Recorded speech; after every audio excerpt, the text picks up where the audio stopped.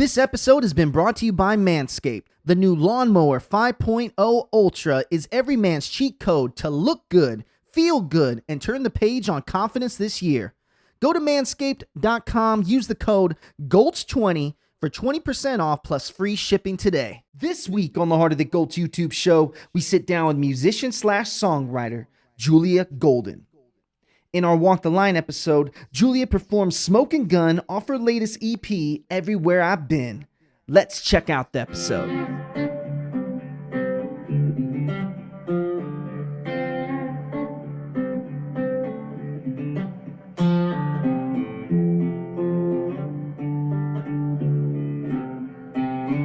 We are in the Heart of the Gulch. I'm your host, Tony Mendoza, and today I'm very excited for my guest. All the way from North Carolina, we got Julia Golden in the building. What's going on? I'm good. How are you? Man, you have been rocking and rolling since 2025 and beyond, but how's 2025 been? It has been nothing short of insanity.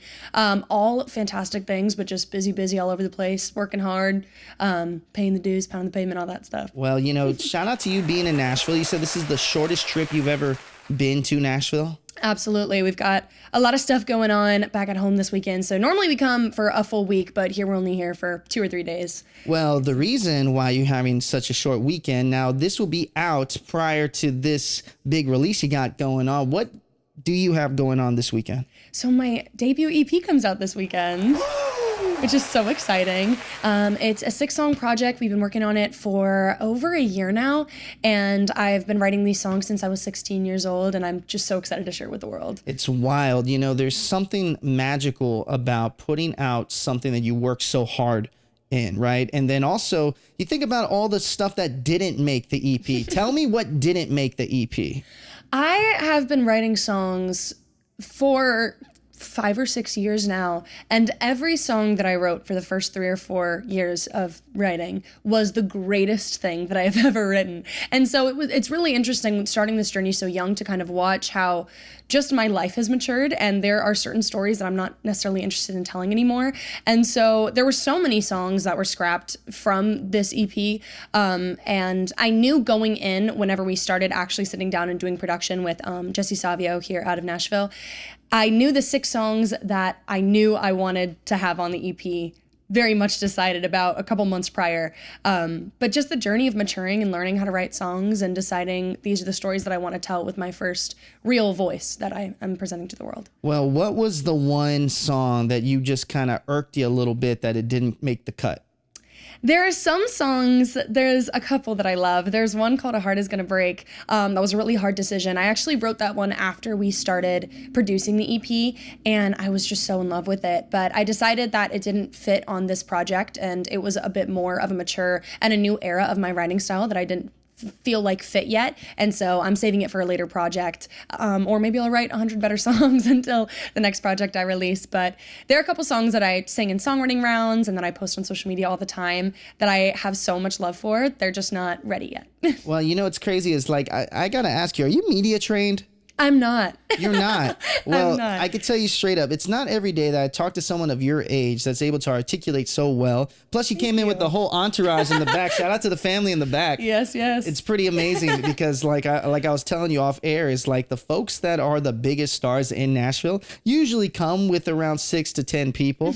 And I know that you guys are traveling and it's Nashville. Who wouldn't want to be in Nashville? Absolutely. But it's absolutely incredible. But, you know, you talk about, you know, going through these stages, this progression, this evolution in your life, right? It's cool to see your music being shown out to the masses. Now, I saw from your website that this EP, we're about 2 days before it's releasing, is already out on DSPs?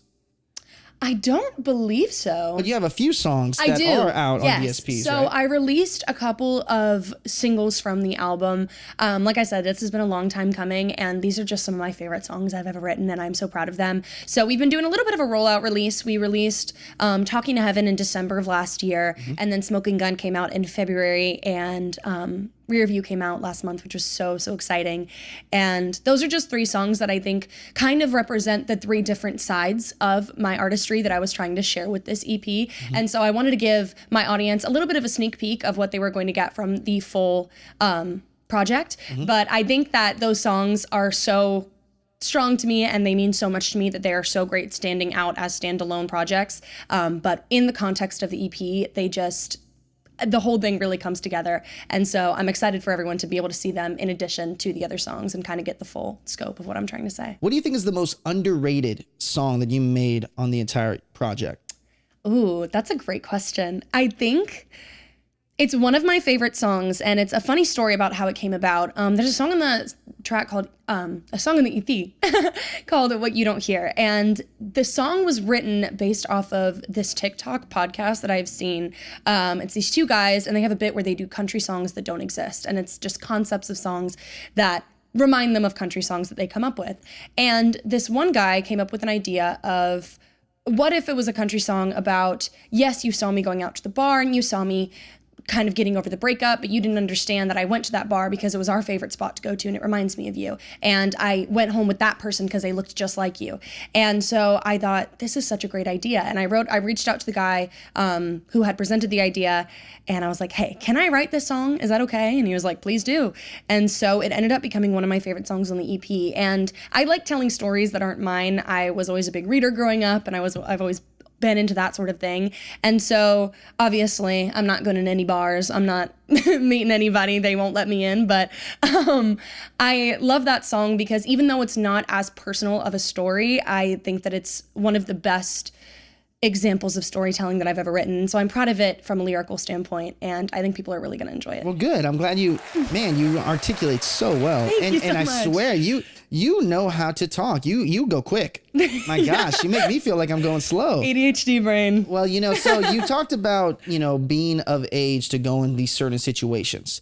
Here's the funny thing, and I was having a conversation with someone last week about this. I think of Michael Jackson.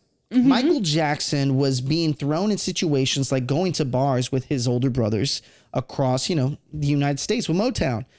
You've had to play bars. Absolutely. Now, tell me some things that you realized from playing it from a younger person point of view and playing a rowdy honky-tonk bar. What are the pros and cons to that? There are a couple. There are a lot of things. Obviously, it's fun to be able to experience things that a lot of people my age don't get to do. My job gives me so many privileges and so many cool things that I get to watch or be a part of. And so there's a sense of community in country music that I think is one of my favorite parts about it. And being in a honky-tonk where everyone is screaming the lyrics to songs that I grew up listening and that I hold so much joy and value in is such a wonderful thing. But of course, being young in bars, there are situations where people that drink don't always have the most self-control. And so when it gets rowdier, it's often a more unsafe situation for me because I don't have as much authority being younger. And there's also been situations where bars won't let me sing there because I'm not old enough, and I've missed out on opportunities because of that. But it's one of those things that I know I'm starting early and it'll all come in due time. So I'm not terribly worried about it. I will say this, it comes in due time. I wish that what they did is I wish they gave me a receipt of how much money I spent in a bar right now before I turned 21. Yes. That would have changed my life. I would have probably have saved so much more money just because of the abundance of opportunities to be out and about. And, actually the scariest thing is once you turn 21 or later in long life, like I'm 33, is you start realizing, like, what do I do for fun? Well, I do what I do here for work, and I go to a bar to hang out with my friends. It becomes kind of sad because you forget about what it was like to be out and do other things other than go out and drinking. Totally. So I know that's kind of a weird way to say, like, you got time and keep that money. But I want to ask this. When you're in a bar and when you're in a honky tonk, sometimes they're not listening to you. What is your favorite type of crowd to play to? Do you like to play to those honky tonk bars where people are just living their life, having a conversation with their friends? And, you're just kind of playing into the ether until someone follows along. Or do you like to play in those crowds like in a festival where everyone there recognizes your music and goes, or you're making new fans? Absolutely. There's a place for both of those, and there's a mood for both of those. There's some days where I'm like, really want to focus on the music today. I learned a bunch of new songs. I'm a little nervous to play them. I want to kind of really hone in and focus in on what I'm doing. But my favorite part about being a musician is the human connection that comes from it. I love singing to a crowd that is enjoying what I'm doing and it's bringing them joy. Being able to watch my performances make someone's life or night better is the reason why I do this. And having people hear my lyrics and say, wow, that really resonated with me. That made a lot of sense. That made me feel seen. That made me feel heard. Those are the performances that I do this for. And so I just want to perform for as many people as I can. And if a crowd is interacting with me and giving me the energy that I've put into what I do and how much I love it, that is the biggest blessing. And that's always my favorite experiences. Well, you talked about that. Now, I got to ask you this question. So put me back into a honky tonk, maybe in North Carolina. Absolutely. Right? And I want you, everyone's talking, everyone's moving about, doing things. What is the number one song you're going to play to make people shut up and listen? Ooh, that's a really good question. One of my favorite songs of all time to sing, and it's so cliche, but I love it, is Chris Stapleton's Tennessee Whiskey. It's one of those songs that intro just hits and everyone knows exactly what's going to come. And I feel like every single person that covers Tennessee Whiskey has their own vibe and energy to it. And even though it's such a well-known and familiar piece of music, it's always unique every single time you hear it. Even when Chris Stapleton sings it, it's different every time. And so I think that is a really good song where it's recognizable enough that people are gonna like whip their heads and be like, oh, I know that intro. But it'll keep their attention because it's not something like Chicken Fried or Wagon Wheel that they've heard a million times and is the same thing every time. So that's like my go-to. What's the flip side to your personal music, your original music? What would be the song that you want everyone to stop what they're doing and pay attention to you? That would 100% be Smoking Gun. That song is just so fun. It's so fun, and I think it's a really unique song for country music melodically. I don't think that there's a lot of songs that I've heard in that vibe, and it's a bit more of a rocking song, so it's just a fun song. It gets people dancing, and I always introduce it as a murder country song, which always gets people's attention. So that one is usually a head turner for sure. How are you able to dive into these topics? So this is what's very interesting to me. When I think about my age at your age, I was thinking totally different in life, right? Of course, I was making music back in the day, but the thing is that I was inspired by people that made music and I try to act like them. So I'm curious to know for you, relationships, right? Everyone goes through relationships in time, but doesn't mean that being your age, I don't think you have a 10-year relationship to really bounce yourself off of. So how do you go into these topics that are relating to people my age at your age? I have always prided myself on being a very observant person, and I love consuming all kinds of media, like anything. I've been reading a million books a day since I was very young. I watch all kinds of YouTube and movies and television shows, and I try to just absorb the human experience and what people's emotions are and what they respond to them. And so much of my learning and growing as a person has been through writing songs about things I haven't experienced yet. And so it's almost like pre-processing emotions or experiences that I haven't gotten yet through wisdom that I've gained through watching people in my life or watching social media, reading, just consuming everything around me. And I watch, I look, I people watch. I write songs about my friend's experience, my older brother. I have older cousins that I'm very close with, and I write songs about their lives. Most of them don't even know it, but I just want to consume as much as I can, because the more people and experiences that I gain wisdom from, the more people I'm going to be able to reach out with and basically have a relationship with through my music. And I want to make my music something that everyone can gain something from. Does that make you nervous though? Because, a lot of people that I met that are, in their 20s, mid 20s, late 30s, they've gone through some real heartbreak, and that's real life. For sure. And the thing is though, I know that you're processing it and you're seeing what folks are saying, but until you truly go through that, you can process all you want. At the end of the day, life's going to hit you where it's going to hit you. So does it make you nervous seeing people discuss older topics and, knowing that in time, like everyone, it's going to come along to you? Not necessarily. I've always loved, just like I said, the human experience. Like, I love watching people experience emotions. Obviously, I don't want anyone to go through a hard time, but some of the greatest pieces of art have come out of some of the darkest places in people's lives. Some of the biggest seeds of wisdom have come out of the darkest places in people's lives. My favorite song on this album, though I'm not going to pick a favorite child, is Talking to Heaven, which came from a very, very dark place in my life where I was in boarding school. I was very alone and I was really going through it. And obviously there's so many big emotions that you can feel at 16 years old. And so it almost makes me apprehensive at times, especially in this industry. Things can get really rough very quickly. But it makes me go in with the knowledge that, yes, these people went through this, but they got something so beautiful and so many life lessons out of it. And so I'm just excited to continue with my journey and learn as many things as I can. Well, speaking about enjoying the journey, we wouldn't have a journey in the show if I didn't take a pause in this episode. Thank the sponsors of this episode. I'll be right back with Juliet right after this. This episode has been brought to you by Manscaped. The new Lawnmower 5.0 Ultra is every man's cheat code to look good, feel good, and turn the page on confidence this year. Go to manscaped.com, use the code GULCH20 for 20% off plus free shipping today. So I've been to Carolina a few times, and I love that state. It's one of the few states where you get mountains, you get grass, you get amazing beaches. So how much of North Carolina has been in your music up to this point, but also how much has Nashville and being able to come back and forth to Nashville been in your music as well? That is such a great question. I have been all over North Carolina. I've played from coast to coast, and I've met so many incredible people. People don't realize that North Carolina is a little bit like a mini Nashville when it comes to country music and a lot of original music. I've met some of the most talented and kind musicians that have been so inspirational for me and that I've learned so much from. People that have been doing it for a lot longer than me and will have a lot more experience than me. And so I've just been so blessed to have so many amazing experiences in North Carolina. I love my hometown. I love my home state. I'm so proud of where I came from. But moving to Nashville has been such a blessing and such an incredible experience because you're a lot smaller of a fish and a lot bigger of a pond.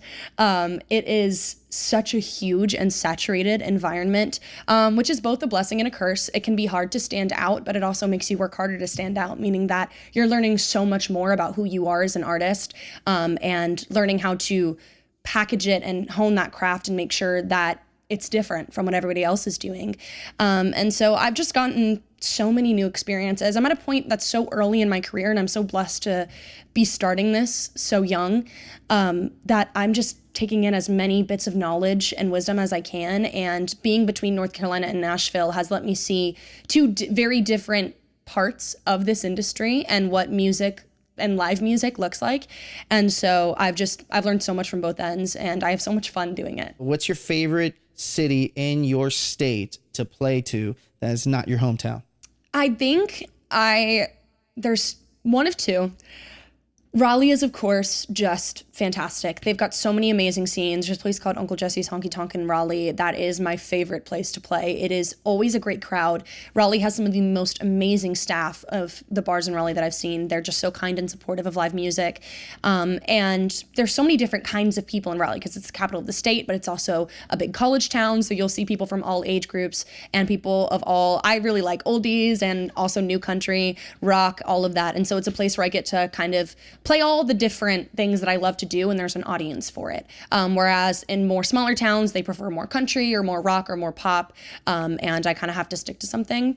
But there's also Morehead City and basically anywhere on the coast. Not only is it stunning, it's beautiful, but the community on the coast of North Carolina is one of the wildest things that I've ever seen. Everybody moves there because they genuinely love where they live and they genuinely love the people there. And I have just been welcomed with open arms. I will drive 3.5 hours there and back in one day just to play a show simply because I love the community and the people there so much. And like I said, the human connection is my favorite part of it. And so being welcomed with open arms into a community like that is my favorite part about my job. Well, you said your favorite part is human connection and resonating with people that are watching your music or experiencing your music for the first time. Absolutely. But now I want you to answer me, what's the least favorite thing you like to do that is needed to be an artist? I feel like a lot of artists would answer this question the same way, and it's social media. I love social media, and I grew up watching YouTube and all of that. I very much grew up in that era of the internet where content creators started becoming a thing, and MySpace influencers and all of that, though I'm a little young for MySpace. I love connecting with the audience in that way, but there's this pressure and stigma about creating social media that is so difficult, and it often feels about the presentation rather than the art itself.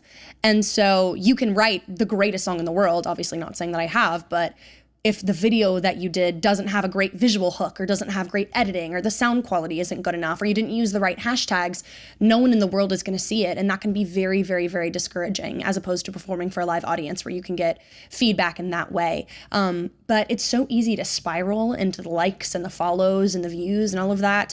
And while social media has been a blessing for furthering my career, it's an aspect that only artists that are up and coming now in the past decade are having to deal with, and it's still really new and hard to navigate. So well, you also brought up pressure, right? So I look at it from my point of view, right? Being 33, my parents are getting older, and I realize I have a finite amount of time to make my dream really become true, right? And with, like I was telling you prior to us being on air here, right? You're starting at an age where you're putting pressure on people that are a little older than you. The 25-year-old is nervous about you. I'm 33-year-old and a guy doing a totally different thing. I'm a little intimidated by you, by the way you approach situations and answer questions. But see, I'm open book. I can say that and say it with confidence.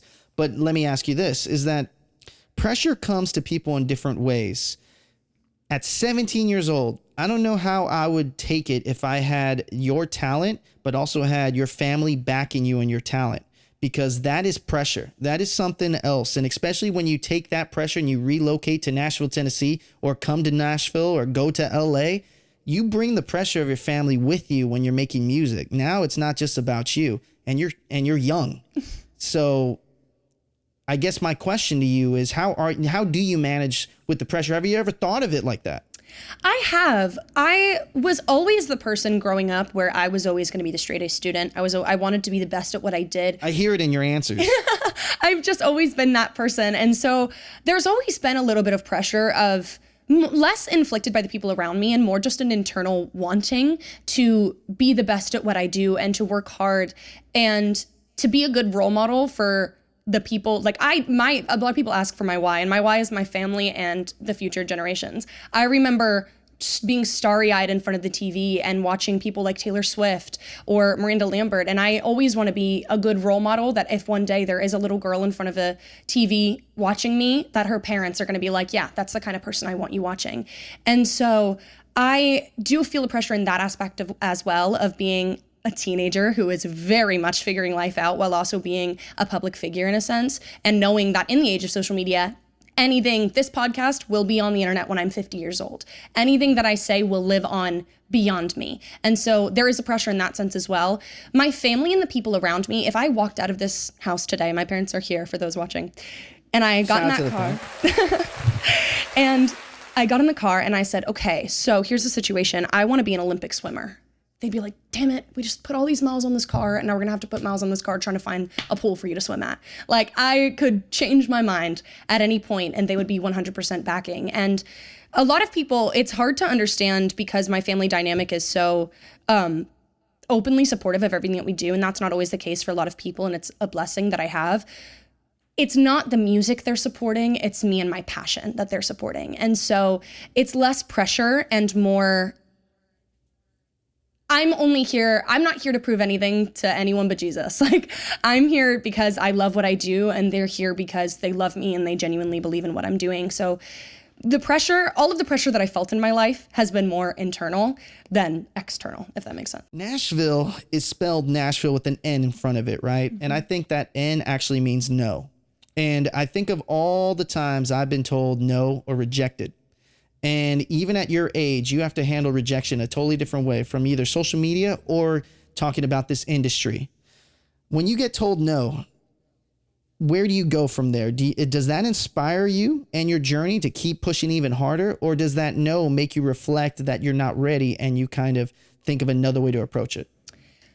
I've kind of lived with the mindset. I've been doing this general performance art thing for a very long time. I was in musical theater for a long time. I've been an actress my entire life. I was an athlete in school. I didn't make the soccer team and a couple times, things like that growing up. And so I've always kind of tried to have the mindset that rejection is redirection. And that is it's very much easier said than done a lot of times.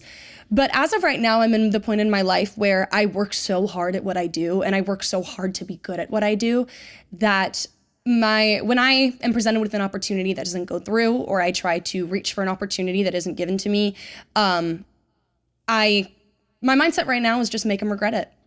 10 years down the road, make them regret it. If I asked you, do you want to work together? And you said, no, you're not ready, or no, you don't have enough followers, or no, you don't have enough streams. One day I will, because I work so hard at what I do, and I genuinely have passion for what I do. And when they reach out to me after 10 years and they're like, hey, do you want to work together? I'd be like, that ship sailed. And obviously I want to support every single person in the world and work with as many people as I can, but just make them regret it. Wow, you think very similar to me. Actually, Absolutely. Obviously, I won't tell what's going to happen to me, but the whole reason why what I'm doing, what I'm about to do, is because I was told no, and it's the way I want to look at it is I want to make it undeniable. Absolutely. And that's exactly the same way with that. I knew you were going to give me a good answer with that. Now, I want to know this. So obviously the no's, but I want to know what no hurt you the most lately. I really don't know if I should talk about this, but I don't think it would be a problem. We recently got in contact with managers of bigger artists that were throwing a really big festival for Western North Carolina. And we were able to get into this contact with the manager, which is a very rare thing for an artist of my size. And I was half as big as I was then. This was 7 or 8 months ago. And he told me that I was seeking a platform that I wasn't prepared for, or a platform that was bigger than what I was ready for. And at the time, I was absolutely devastated. And I was like, this is just this huge ship that sailed for me.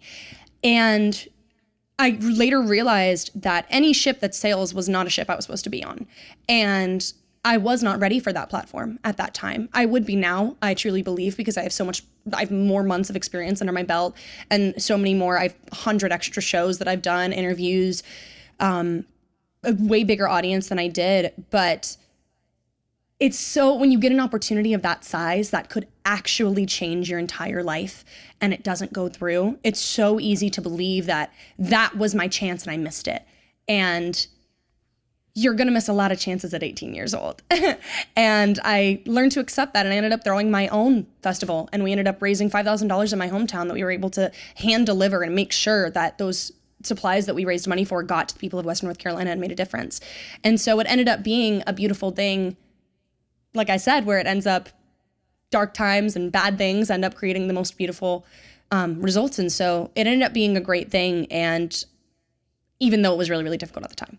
Well, you know, that's a great mindset, because I think there's so many people out there right now that are watching this and they could be teens, they could be younger, they could be older. They have to deal with getting rejected, and it's not about what happens, exactly what you said, right? Just because that ship sailed doesn't mean that was the ship that you're supposed to be on. It's more importantly that you're able to take that no and you're supposed to bounce back at it. But what's scary about Nashville and music, just music in general, the music business, is you never want to take that anger out on the person that was going to give you the opportunity, because that, just like how they didn't give the opportunity to you, that could bite them in the butt. The same way it could be told if you did something to that person, it can bite you in the butt later that you don't know. So when you get on stage, what are some stages that you have played here in Nashville that you enjoy playing, and some areas outside of the Opry and the Ryman that you're looking forward to playing that you haven't played yet here in Nashville? Absolutely. I have played all over Nashville. I've played a lot of different songwriting rounds. Songwriting rounds are my favorite thing in the world. And I've talked to a lot of Nashville musicians who kind of see that as like paying the dues and like the thing you have to do. It is something that I want to do and that I love doing. I've written all of my favorite songs that I've ever written. I came home from a songwriting round and I got inspiration from another artist, and I came home and was so enthused about creating music that I created, and I was so proud of that. And so all of those, any songwriting round that I can play, I don't care if I'm playing it on the front lawn of the Hardys down the street. I will go and I will sing. But the local is one of my favorite places. It is just a fantastic environment. The staff there is incredible, and the community there is so beautiful. And I've met some of my favorite musicians there as well, people that I genuinely admire. I love playing Nashville Tour Stop. Any of their venues are amazing. The Cambria is beautiful. And Aaron, who runs it, is one of the nicest guys in the world and genuinely supports small musicians and is doing it to support small musicians, which can be difficult to find in the music industry, especially in Nashville. But I have a lot of places to go in Nashville. It's such a big city and there's so many places to play. One of my goals for this year, and I don't know that it will happen this year just because of how crazy my schedule is getting, but I want to play the Listening Room. It's such an iconic venue, and I have seen some of the most talented people that I've ever come across on that stage, and people that I greatly admire have played that stage.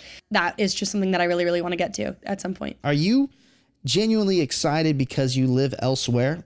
And when you come back to Nashville, it's not like you have in your back pocket. For example, lived in Nashville for 4 years now, right? I could go to the local if I want to. I can go to the Listening Room if I want to. These musicians can play where they're asked to play, or if they try hard enough, they can be a rotating door at the local. But it's because we have the ability to do that because we live here. Absolutely. You're not living here at the moment, right? I'm not. So that drive of you wanting to play every stage you possibly can, is that truly because of how you feel, or do you feel like you would have that exact same drive if you lived in LA or if you lived in Nashville or New York? Would you still have that same drive to play anywhere you can? I think yes and no.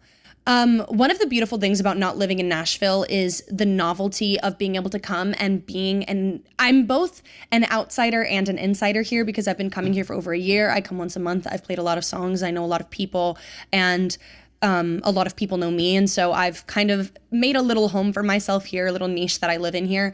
And so that novelty does, of course, make it more exciting and make it to where I have more of a presence when I am here because it's a limited time. However, I genuinely love it for the songwriting and the songwriters. And so even if I wasn't, if I lived here, probably would not be playing as many rounds as I do. I play a round for every single day. I try to do a co-write or an interview or something for every single day that I'm in town so that I really maximize the time that I'm here, and make as much as I can happen while I'm here. But I think I would definitely slow down and pull back the pace when I hopefully do eventually end up living in Nashville. But I think that I would still go to as many places as I can and just consume the art, because I think the primary thing, people come to Nashville so that they can make it, so they can become famous. And the only way to make it is to learn, and to learn what making it looks like and the different levels of making it look like in Nashville, because there's a lot of different ways you can make it as a musician in Nashville. And so I think I would still be as out and about.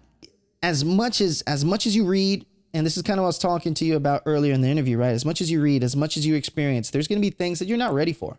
And your age is going to be one of the factors, is because you just haven't lived through it. And then once you live through it, you'll get there. But what's something that you've realized, in your time coming to Nashville or going to LA, that you said, oh, I haven't experienced this yet. This is scary. That's a really good question. I try to be a very prepared person for everything that I do. I try to make it so there's no surprises. Like, something may come out of the blue, but I'm prepared for it. I think the most difficult thing coming to Nashville is understanding that hard work isn't always what gets you through the door. I have always been kind of like a grind set kind of person, where if I work hard enough and I put in enough time and I put in enough effort and I do everything that I can, nobody can tell me no. And that's just simply not true. If someone wants to look you in the face and say no, that they can. And a lot of times that does have to do with my age. A lot of times that does have to do with where I am in my journey. And it's also, I have a hard time coming to terms with the fact that no isn't always a bad thing, and it isn't always personal, and it isn't always having to do with me. Like I said, I pride myself on trying to be the best at what I do, and I know that I'm not yet. I'm so far from it. But I have so much time to learn and to grow and to become the performer that I want to be. And sometimes it's hard to grasp that not being there right now doesn't mean. Oh, I didn't see you guys there. Hey, if you're enjoying the content that we provide, please consider subscribing to our Heart of the Gulch YouTube show. Hit the subscribe button that's right in front of you, or hit the Heart of the Gulch logo over here in the corner.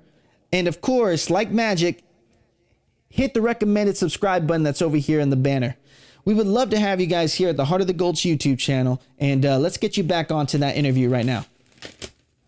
not being there right now doesn't mean that I won't get there eventually, or that not being there right now means that that's not where I meant to go at all.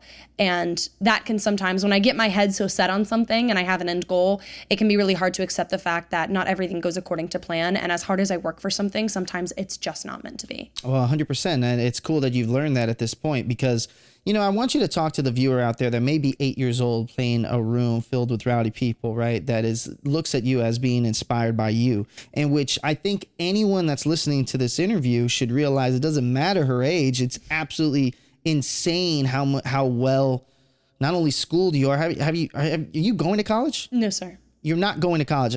Well, I won't say this because I won't agree with it, but not everyone's meant to go to college because they're already smart enough to do what they need to do. So as much as it pains me that you may go to college at some point, but I think you're well put together. I think you are fine to go without college. And I felt the same way. Absolutely. I felt the exact same way. But the thing is, being Latino and having the background that I have, I did it for a backup plan. I went to college because my parents said that I need to go to college. If my parents would have allowed me to take my crazy ideas and go with it, I think I'd be a lot farther in life.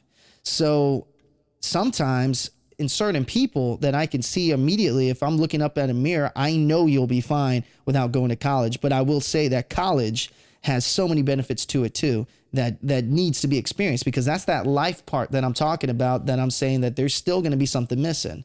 Absolutely. Now I'm going to my next question here is, when you think about your life and how different it is from your friends around you, your friends are living a life that is most common, like myself at your age. I was living a normal life like everyone else. You're living the different life. How have you been able to relate? If you're relating to me right now, who's 33, how are you relating to someone your age that are your friends? I have always kind of lived the best of both worlds, and that's something that's always really been a privilege for me. All of my best friends go to 4-year universities. I just came back from spending the weekend from one of my friends at her college in North Carolina, visited a friend at USC in Los Angeles, and I kind of look at it and see it as there are life experiences that I have that my friends will never get, and there are life experiences that my friends have that I will never have. But I try to merge those two things together so that we can both show each other the sides of our own lives, if that makes sense. So for my college friends, I can go visit them, and then my friends that are in college can come and visit me and see what I do and see my life and come to Nashville. I brought one of my best friends to Nashville, and she kind of got to see what my life looks like here and what my work life looks like. And I also do try to separate the fact that while this is my passion and while it's the thing that I love the most in the world, at the end of the day, at this point in my life, it is my job. This is what I do for work. When I'm going to perform, it's the same as my friend going to go be a server. I'm going to work. We're doing the same thing. And so separating that and allowing myself to be a kid as much as I'm a professional, and designating actual off days or vacations to go visit friends or family to where I can separate myself from what I do, it allows me to be a kid and be an 18-year-old and learn those things in ways that a lot of normal 18-year-olds would, while also having a work life and a professional life. I don't use the term child stars. I don't use that term because it usually has a negative behind it, right? Absolutely. But when you think about folks like, let's just use Shia LaBeouf, for example. Shia LaBeouf went through a whole different journey. He was an actor, and he went through Disney Channel and did a lot of things at his age, right? And didn't we see at the time of my age, did we see what happened to Shia LaBeouf? Shia LaBeouf was so much a professional at his youth that he started acting like a youth when he was trying to be a professional. Absolutely. So what I'm saying is that was deep. I know, that was nice. But what I'm trying to say is that I hope that you are still being able to connect with your friends, because I don't ever want you to be that music friend. Absolutely. And I think that's probably been said, huh? That's my music friend. That's my friend. That is the professional here. It's just, I don't want you to lose sight on your youth and still enjoy life, because what's scary about being a professional is when you turn 21 and you truly want to drink something, you're a professional at that point. You can't allow yourself to truly just have a bad night and drink. Happens to all of us, but we're not all professionals at 21. So I'm just saying that and I'm wondering to you, does that kind of scare you at all? That you do have. You talked about it earlier in the interview. You will have that little limelight and that magnifying glass on you. That you may not have the same experiences with your friend because they can be 21 in USC while you have hundreds of people watching your every step. Absolutely. I am one of those people where I've always kind of been ahead of my years in my perception of life. Obviously, there's so much wisdom that comes with every single year and age of your life and all of the different things that come through with that. But I think I started doing this at an ideal age for me and the way that I am and the way that I live my life, because I still went to senior prom. I still went to all of my school dances. I went on all my school field trips. I went on my senior trip. I went to senior beach week with my friends, which is like a tradition in the South. I got to experience all of those things while also experiencing a different part of life. I didn't really start locking down and becoming a professional musician up until really the last year. And so I've never really been the kind of person that is like go to college parties and like go out. I've always been, I would rather be in my house with a book or working. And because what I do is my passion, I'd always rather be doing my passion. And so I do think that we've been able to kind of maintain a best of both worlds. And my parents have also been very adamant about that, about allowing me to go and take a weekend off to go see my friends or go to a music festival and be there to watch the music and not perform. And so we've done a pretty good job of like separation of church and state there. But obviously, of course, there are still some things that are going to come with that are difficult. But starting it as early as I have has also given me a perception to where I can kind of prepare for that and say, if this isn't a life experience that I want to have when I turn 21, I won't go to the bars for my 21st birthday. I'll do it at home with my friends and family where I can actually enjoy myself and not have to worry about the public eye and things like that. So it's a blessing and a curse for sure. Well, I love that answer. My gosh. Okay, so let's make it simple here. Well, we're drowning you guys in depths of an interview, but it's also because you're a great interviewee. So what I want you to do is I want you to pick up that spin right there, and I want you to put it right here and give it a good spin, and let's see where the questions take us. Top 3 favorite non-country albums. Oh my gosh, this is the best question I could have gotten. I love country music. I grew up on country music, but I love everything. My parents, we talked about it off camera. My parents both worked at a rock station and they were both in radio for 30 years. And so when I was growing up, they were working at a rock station, but they've worked at all kind of music. And I've grown up listening to all kinds of music. Some of my favorites are classic like 70s artists that are the blueprint for what everybody does today. Leonard Skinner and all those folks. Yes, Credence. Yep. Absolutely. So I think my top 3 non-country albums, it's hard to narrow it to 3. Rumors by Fleetwood Mac, of course. The Stranger by Billy Joel. Billy Joel is like Stevie Nicks and Billy Joel are like my of all time. And the third, take it to something a little bit more trivial, to where you're younger and you were just having fun. Your favorite album when you were just having fun as a young girl listening to somebody. What was that? 1989 by Taylor Swift. Really? Damn, I'm old. Okay, 1989. I got that on my iPad. I was not old enough to have a phone yet. And I grew up, Taylor Swift's first album came out 2 weeks before I came out into the world. Okay. And so I literally grew up on Taylor Swift. Yes, yeah. And I have always just admired her so much as an artist and as a public figure. I think that she does a very, very, very good job of what she does. And I think that she was one of the first women to do it in the modern era where it's been this successful. She's probably the most famous person in the world right now, or at least one of them. Mm-hmm. And so I've always admired her. And 1989 is just a damn good album. It's such a good mix of good lyricism and fun pop stuff that does well on radio. And you can listen to it and analyze the lyrics and be like, wow, this is insane. And then also just put it on in the car and with the windows down and sing along with your friends. So 1989 is like one of my favorite albums ever. Well, you talked about it, and it's crazy to hear you say it, because what I compare Taylor Swift to is Shania Twain. Yes. For the people of my age, right? They got to see Shania Twain grow up to be the legend she is. Obviously, Taylor Swift is going to be just as big, if not bigger. Well, No, I don't think she will be bigger than. You know what I looked up? The other day I looked up the top selling albums of all time. Her first album of Shania Twain's was on there. And it was over 50 million albums sold. And I'm not saying Taylor Swift cannot do it. We love you Swifties out there. But if she would have done it, she would already have done it. So she has like 60 billion streams on most of her songs. That's the difference. But that's the difference, that's right? The thing is they don't sell records anymore. That's the difference, right? Is that she probably is Shania at this point, and for all rightfully so. Like, did you guys come to Nashville when she performed? I went to a different. You went to a different one. I did. Exactly my point. That's why she is as close to Shania, because you had people pilgrimaging, blah, blah, blah, taking the trip. I flew to Colorado. I went to Colorado for the first time. You took a trip to see an artist. That hasn't happened since probably Michael Jackson or these legends out there. So absolutely she is. Now, let's do another one of these questions here. Yes, I love this.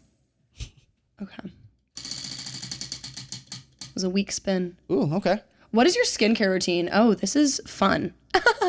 I am so bad about it. I really am. I have all these complicated fancy products that I bought because TikTok told me to, and I try to use them, but I try to keep it simple. Try to just wash your face, use the more products you use, a lot of the time, the messier it gets. And when you don't use those products, your skin responds to it worse, or at least mine does. So I try to keep it simple. As long as I take my makeup off at the end of the day, I'll be satisfied. Okay. Well, have you not ever tried something that just went horribly wrong that you do not? This is what I've learned. That's the girlfriend's question. Okay. And that question right there, what's your skincare routine, at one point on this show this year, because this just started this year, hit 13 of 13 in a row. 13 out of 13 guests got that question. So I learned a lot about how to make unique questions from that question. So my question to you is, have you ever tried a skincare routine that was off the wall, that you tried, that you'll never do again? And TikTok is to blame. It is. It really is. I was talking about this the other day with my dad, actually. I am not a mess around and find out kind of person. That's not me. If it looks crazy I don't want to find out if this crazy method is going to work for me, because I know that keeping it simple will. So I don't try crazy things when it comes to like my skin and my hair, because a lot of my career is my appearance and my public appearance. And if I try some crazy thing that turns my skin green for the next 3 days, I still have a show to do, whether I'm Elphaba or not. So I don't try anything crazy. I keep it simple. Well, let's do one more crazy question, and then I'll leave it with my last 2 questions of the show. Love it. Ooh, this is going to be Most interesting. memorable hate comment on social media. I have gotten some crazy things on social media. I'm trying to think back. I'm looking at my parents, because my parents help me run my social media, and so they see a lot of the crazy things that come through. I've had people tell me a lot of times that I'm not a real artist because I wasn't on American Idol or The Voice, because that's the only thing that constitutes being a real artist nowadays. I've been told that one was, I think you sound like a baby seal getting clubbed to death, but at least you're nice to look at. They were like, she sounds like a dying cat, but I can't stop looking at her face. And I was like, you know what? I'll take it. Like, there are worse things to hear. Well, yeah. You know, that is exactly why that question's up there. It's because if you can't take yourself, I get it. We all are doing things that are serious. We're all passionate about what we're pursuing. So we take it serious. We love the comments. But the thing is that sometimes the comments section can be the best place to be, because you got to learn to not take yourself so seriously that people are not going to like what you do. You're not going to like this interview. But if you made it 50 plus minutes in this episode, thank you, and leave something hateful down below. It's just, you can't take yourself too seriously, especially being a public figure or just starting to get your way to a public figure. Now, my last 2 questions on the show, because I did see that you guys brought a guitar in here, so I'm assuming we're going to get some music in here. Sounds good. Okay, so the second to the last question has to do with imposter syndrome. And for a person that watched the show, you know that this is something I ask every single guest. You know, there's that little voice in the back of your head, right, that says maybe you shouldn't do something. Maybe you're not cut out for this. Maybe you should have went to college. Maybe you should have done all these things. Maybe why are you in Nashville? You should stay home. But you continue to pursue on. there's someone that's watching this right now that may just got a promotion or may want a promotion. They haven't hit it yet. And they're working towards that goal, but they have that little voice in their head is like, maybe I won't get it. Maybe this isn't the time for me. Maybe I cannot be a musician. What are your pieces of advice to the person that's watching that with that little voice in their head? And what are the tips and tricks that you're going through today to let you continue pursuing? Absolutely. Impostor syndrome and that self-doubt is also one of the most difficult parts of this job, especially since everything we do is so public and you're constantly being watched. I think I'm a very strong believer in intuition and just when you know, you know. If you're in a situation that does not feel right for you, it probably isn't. If you are hearing all the time negative things in your own head, but you're not hearing them from the people around you, it's probably self-doubt. If you're constantly, a no doesn't always, like I said, rejection is redirection. And so when dealing with imposter syndrome for myself, I try to just assess the situation or moving forward. There have been so many times where I've almost quit doing this. And there have been so many times where I got to the breaking point where I'm like, I just don't understand. Like I'm working so hard. I don't know why it's not coming to me. And I realized if I'm going to stop doing this, it is going to be by my own volition and by no one else's. It is not going to be because of any rejection that I get. It's not going to be because someone told me you're not going to make it. Or that little voice in my head told me I'm not going to make it. It's because it no longer brings me joy and it no longer is a passion of mine. And sometimes that burnout can come from rejection and can come from a long journey. And there are some things that are simply not meant to be. But if it brings you joy and you still have passion for it, then it's the path that you're meant to be on in this moment. Because I don't believe that you can have such a fire in your heart for something and not have someone that needs the light of that fire. 100%. I love what you said there. Okay, so 2025, we're filming this in the middle of 2025, and this will be out at some point this year. So I want to know, what are you looking forward to the most this year in 2025 and the top of 2026? Absolutely. I have a very, very big project that's going to be taking up most of my summer that I won't be able to talk about until the beginning of next year, which is killing me. But I'm going to be focusing a lot on that and putting a lot of hard work into that. And hopefully we'll see how that works and pays off early next year. But for the rest of this year, we've got so many shows planned. I'm doing my first ticketed events this year, which is so amazing. We, of course, have the EP coming out and a lot of new music. I'm spending the next couple of years, since I am still so early in this journey, building up that reputation and that repertoire of things that I can present to people as I get further along in my journey. And so this year to me is a year of learning and a year of creating. I want to put as much music out as I can. I want to meet as many people as I can, write as many songs that I can, and perform as much as possible. So just a lot of hard work, more of what I've been doing, and trying to be better every single day. I love that. Okay, now, the way that we tee off your Walk the Line segment, which is your performance, is you look straight in that camera right there. You say your name and you say, this is how I walk the line, like the Johnny Cash song, Walk the Line. And just like that, we'll transition that to the song. You ready? Yes, sir. All right. After the applause here in 3. I'm Julia Golden, and this is how I walk the line.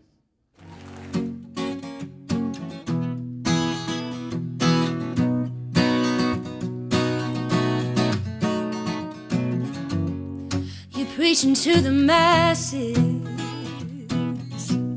there ain't not the palm of your hand. Tell me over our glasses, yeah, about your money and your mighty big plans. You're giving me that smile now, an unspoken victory. No use playing a master. Do you think you're playing me? But I've seen 1,000 boys like you under the same old neon lights. I've bought what you are selling about 100 million times. Baby, I know better beneath that worn out leather. You ain't different than any other one. Trust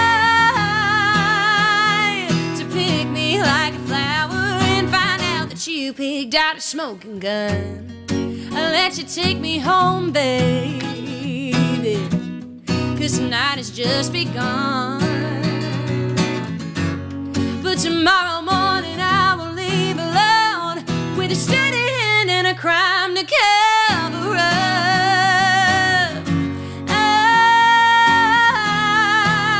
I've seen 1,000 boys like you under the shame on neon lights.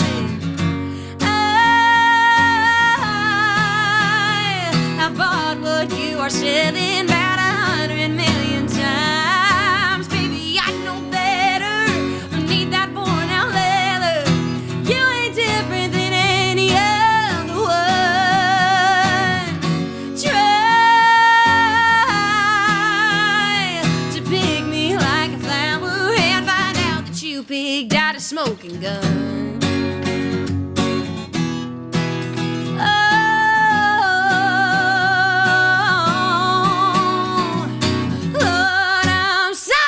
It's my fault. I got so damn tired of listening to them talk. Lord, forgive me, no, it's wrong.